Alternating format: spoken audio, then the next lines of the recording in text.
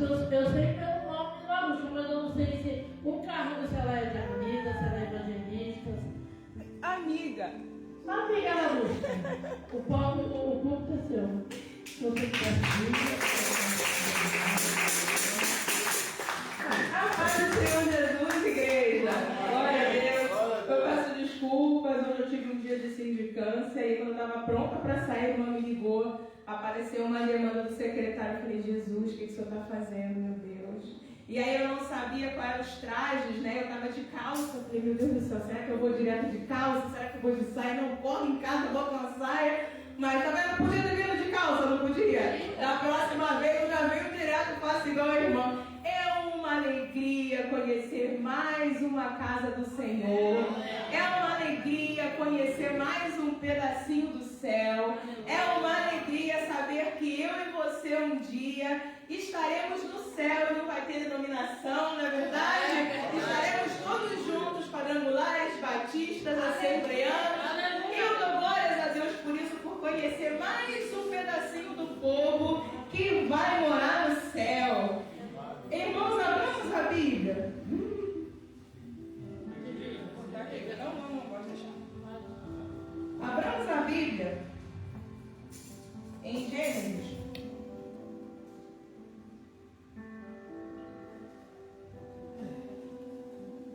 Capítulo 3. Gênesis. Isso. Primeiro livro da Bíblia, Gênesis. A missionária Valéria, missionária? Não. A japonesa Valéria falou que o pessoal aqui é muito bom de Bíblia. Eu falei, Senhor, o Senhor me dá uma palavra, por favor, né? Uma palavra à altura. O pessoal que está acostumado a ler Bíblia. Glória a Deus. Gênesis capítulo 3, versículos 7, 8, 9, 10, 11, 12 e 13. Vamos fazer uma leitura responsiva? Não alternada? Então foram abertos os olhos de ambos. Diga comigo, abertos os olhos. Abertos os olhos. Aleluia. E conheceram que estavam nus e cozeram folhas de figueira. Digam, folhas de figueira. Folhas de figueira. E fizeram para si aventais. 8. E ouviram a voz do Senhor Deus, que passeava no jardim pela viração do dia, e escondeu-se Adão e sua mulher da presença do Senhor Deus entre as árvores do jardim.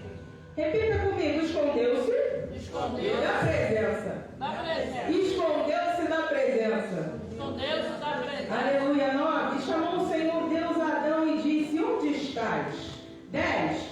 E ele disse, ouvi a tua voz soar no jardim, e temi, porque estava nu e escondido. Diga, temi. Temi. Temi. Temi. Aleluia. 11.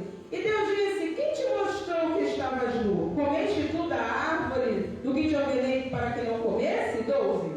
Então disse Adão, a mulher que me deste por companheira, ela me deu da árvore que comi. 13. E disse o Senhor Deus à mulher, por que fizeste isso? E disse a mulher, a serpente me enganou e eu comi. Você pode dar uma glória por essa palavra? Glória a Deus. O termo que a diaconisa me passou foi um termo sobre família. E aqui está a primeira família da igreja. Quando eu olho família, tem muitas famílias na Bíblia de sucesso. Mas o que me importa não é o sucesso, o que me importa é o fracasso. Porque quando eu olho o fracasso, eu vejo aquilo que foi feito de errado e eu não preciso repetir. Então quando eu olho para essa primeira família, eu vejo um homem e uma mulher. E eu acho interessante porque eles erraram, como nós também erramos. Eles pecaram, como nós também pecamos. Eles tinham uma vergonha, como nós também temos a nossa vergonha. E eles esconderam a vergonha atrás de uma folha de figueira, porque temeram. E agora eu queria que você olhasse lá para dentro da sua casa. Toda família tem a sua folha de figueira. Toda família tem a sua vergonha. Toda família tem o seu problema. Toda família tem o seu encalço. Toda família tem o seu passado. Toda família tem uma folha de figueira.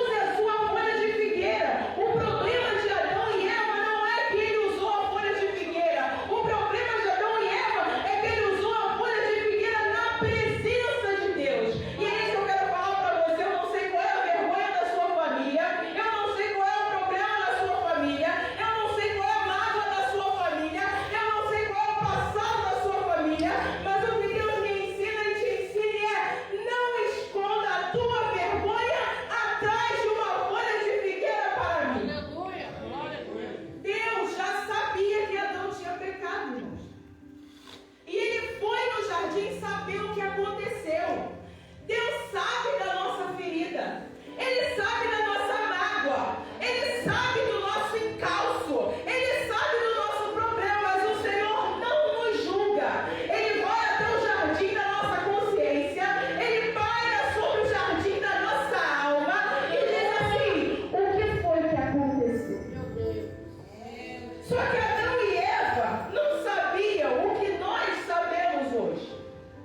Quando você se coloca diante de Deus, quando você olha a estrutura da sua família, a primeira coisa que você precisa fazer é: Senhor, eu errei.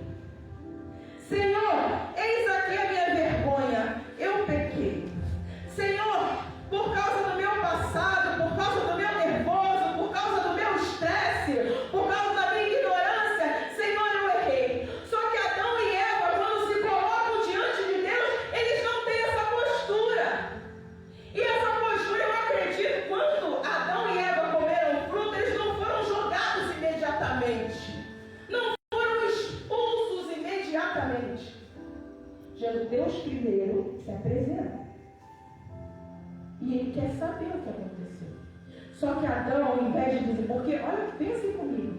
Primeiro Deus chamou Adão, o sacerdote da casa.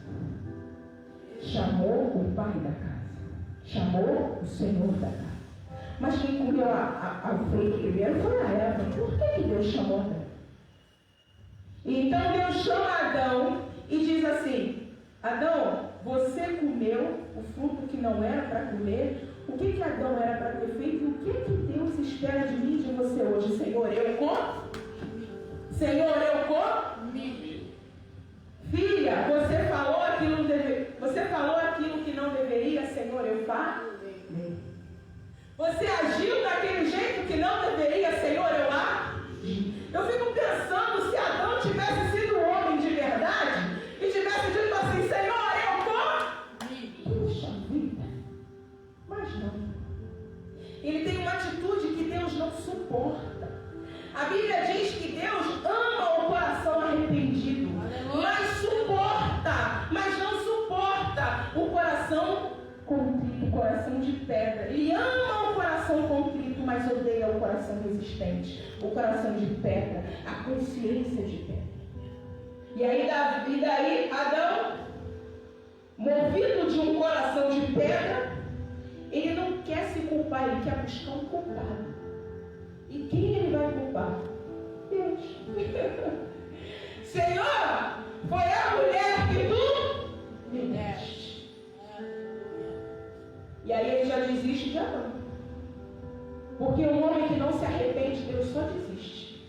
Um homem que não é capaz de olhar para dentro de si e assumir as próprias culpas, o Senhor já desiste. O coração orgulhoso, o Senhor já desiste. O Senhor não desiste quando você está pecando. O Senhor não desiste quando você está errando. O Senhor não desiste quando você está fraco. O Senhor não desiste quando você é pequeno. Mas quando você endurece o coração e não se arrepende, o Senhor desiste. E aí então desistiu de Adão, foi para ela. E ele novamente faz a pergunta: Eva, o que aconteceu? E Eva podia ter dito: Senhor, eu comi o fruto, me perdoa, Deus. Prometo que eu não vou fazer de novo. Me dá uma chance, Deus. Senhor, me ajuda. Senhor, me fortalece ante as tentações. Mas não. Ela faz exatamente aquilo que Adão fez. Não assume a culpa. Querido, a coisa só começa a mudar quando você assume a culpa. A coisa só começa a mudar quando você assume a responsabilidade. A mente só começa a mudar quando você pega o problema para si e diz: o problema é meu e eu vou resolver. Mas o meu filho não sei o que fazer, o problema é meu e eu vou resolver. Mas o meu marido é o problema é meu e eu vou resolver. Eu não sei o que é que eu vou fazer, mas a família é minha, o Senhor me deu e eu não sei quais são as estratégias que Deus vai colocar na minha vida, mas eu vou resolver. Vou pedir perdão a quem tem que pedir, vou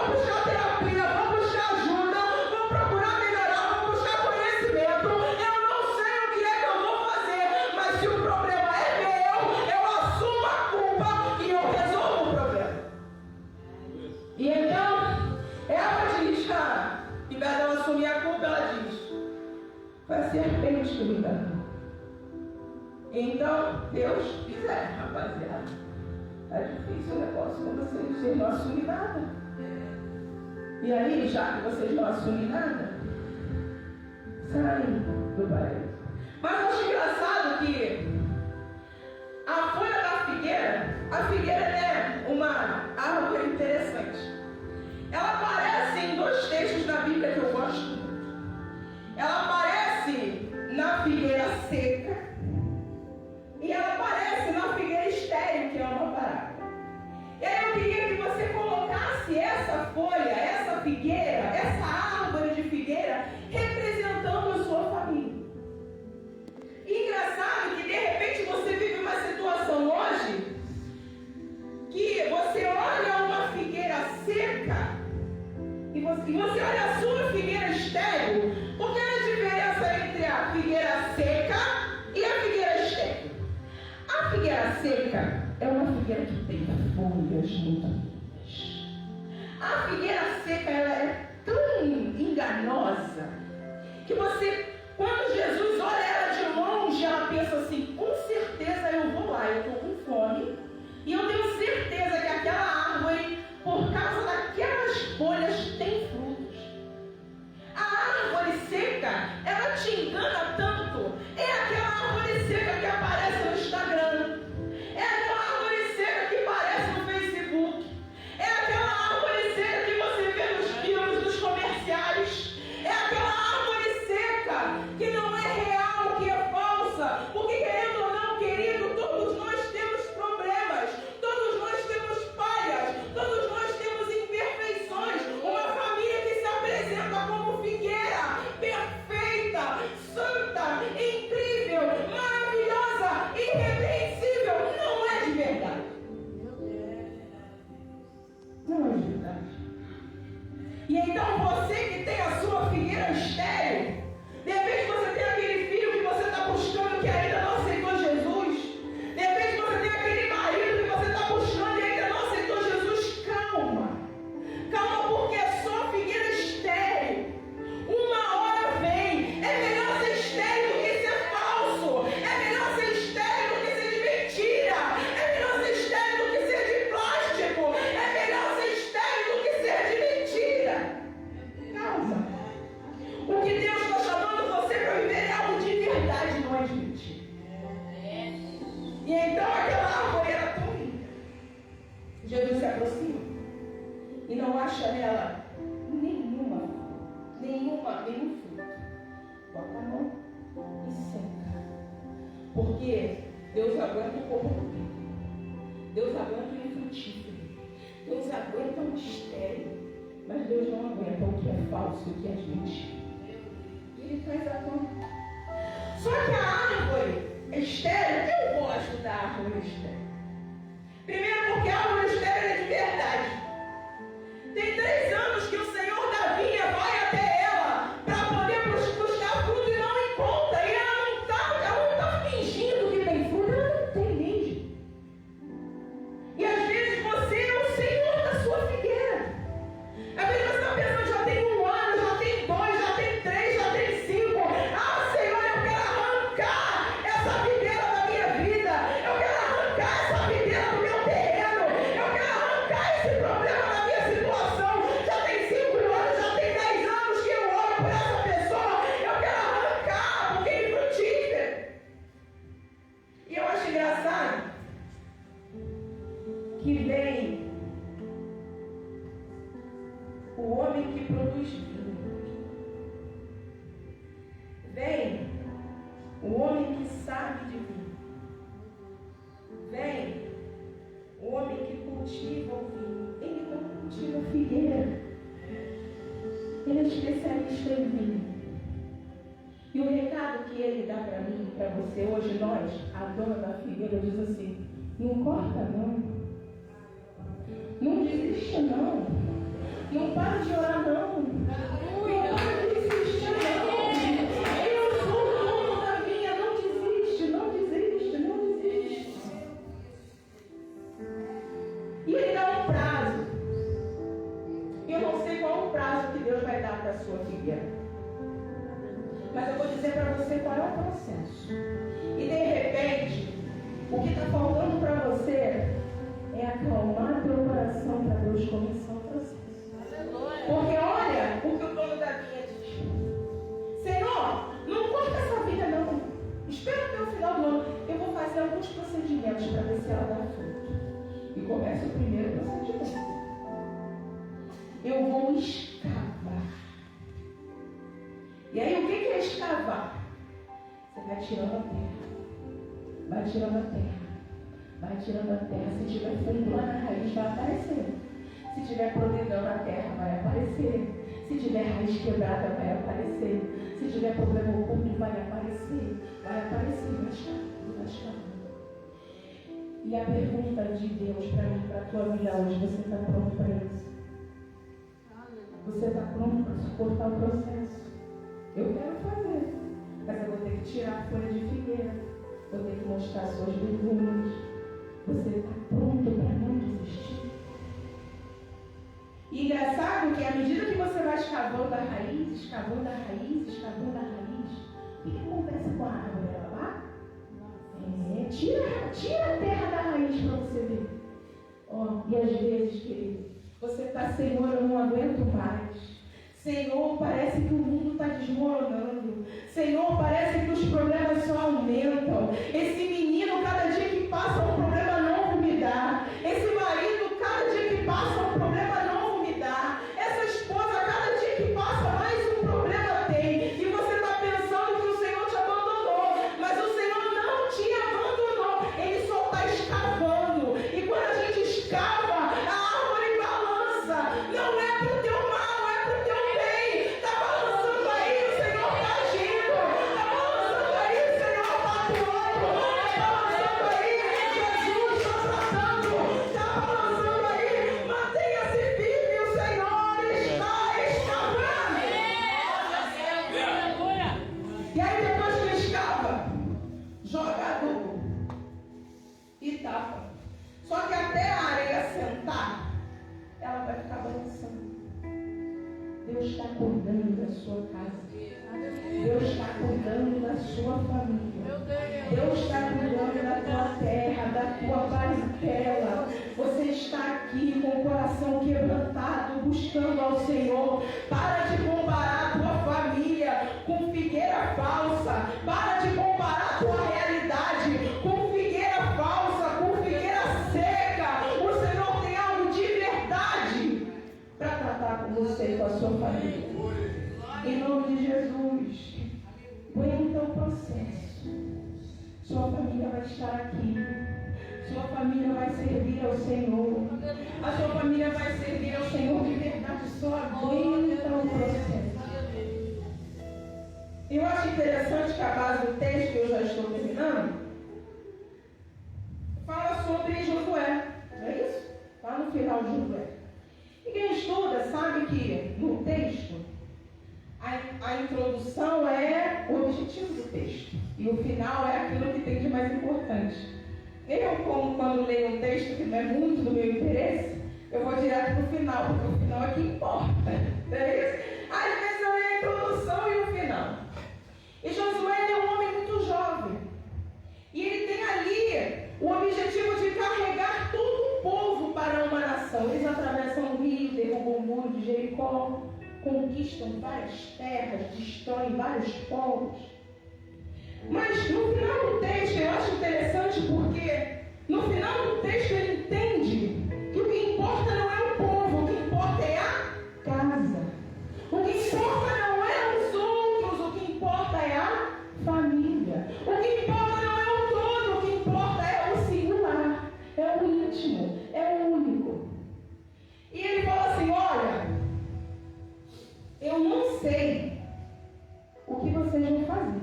Olha isso. Ele passa o livro de Josué todo tentando convencer aquele povo de andar nas regras do Senhor.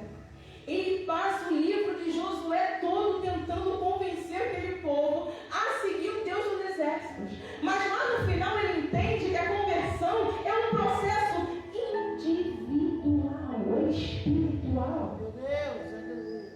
E então, ele fala, eu não sei que deuses que vocês vão servir.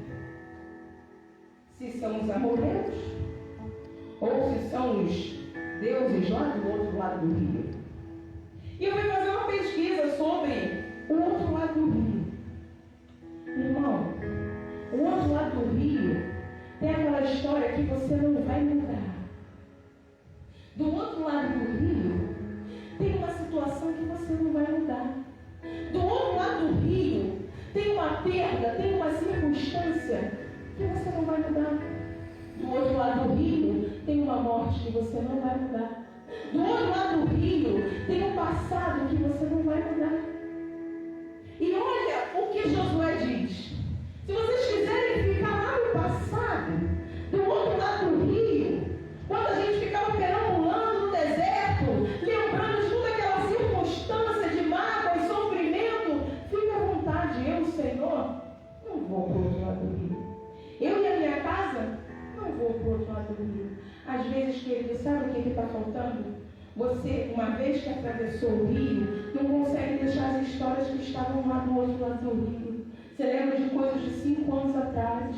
Você lembra coisas de 10 anos atrás. Numa discussão você resgata o que aconteceu há 30 anos atrás. E às vezes o que Deus está falando para mim e para você é: você já atravessou o rio? Amém. Já pegou as pedras? Amém. Já levantou o altar? Amém. Larga o que ficou atrás do rio. Larga o que ficou atrás do rio. Você não está mais lá. Meu Deus, aleluia. Josué disse: eu não vou voltar para o outro lado do rio. E nem você deve voltar para lá.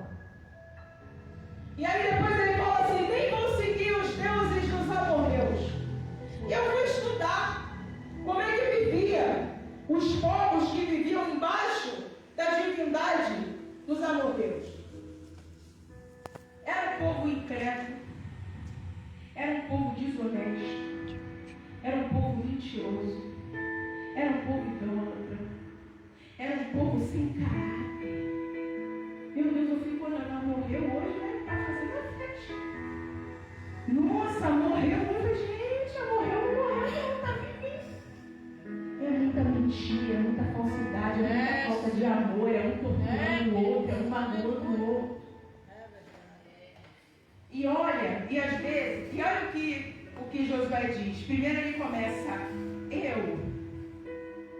Bate no peito e diz: eu. Primeiro começa: eu servirei o Senhor. Eu serei honesto. Eu terei caráter. Eu serei fonte de paz. Eu serei filho de Deus. Eu serei fonte de amor. Eu serei fonte de compreensão. Eu. Ele começa: eu. Engraçado, Jesus gosta disso. Aquele que chama a responsabilidade para si, ele diz eu. Aí depois ele estende: eu e a minha casa serviremos ao Senhor. Irmão, lembra disso. Se você é honesto, a sua casa é honesta. Aleluia. Se você é sincero, a sua casa é sincera. Se você tem paz, a sua casa tem paz. O que Josué está falando aqui é: se eu sirvo ao Senhor, a minha casa também serve. Isso não é uma condição, é uma realidade. Se você é aquele que reina e governa sobre a sua casa, o que você é, a sua casa também é. E as bênçãos que estão sobre a sua vida estão sobre a sua casa. A fidelidade que está sobre a sua vida está sobre a sua casa. E às vezes a gente fica assim: ah, Senhor, meu marido não está aqui. Ah, Senhor, meu filho não está aqui. Mas olha lá dentro da sua casa. Vê se o seu filho, o seu marido está seguindo os deuses amorreus ou estão servindo com frutos de fidelidade, honestidade, sinceridade, honestidade ao Senhor. Porque às vezes aqui os membros da sua família não estão aqui, mas também estão servindo ao Senhor com caráter. Aleluia. A figueira seca, ela não tem caráter. Ela vai para a igreja, ela se veste bem, ela fala bem,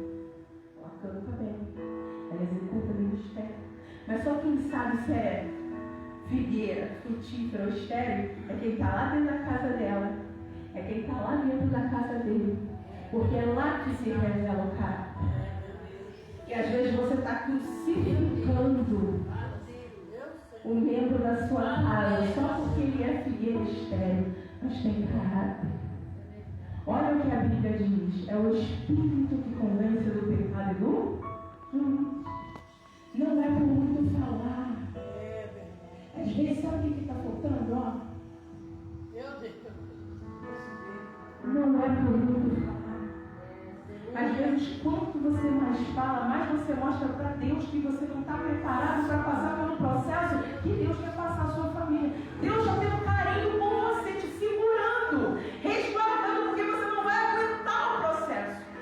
Cala a boca, ora ao Senhor, elogia o caráter do seu filho, do seu marido, da sua família, porque eles são de Deus, sim, porque você é de Deus. Aleluia!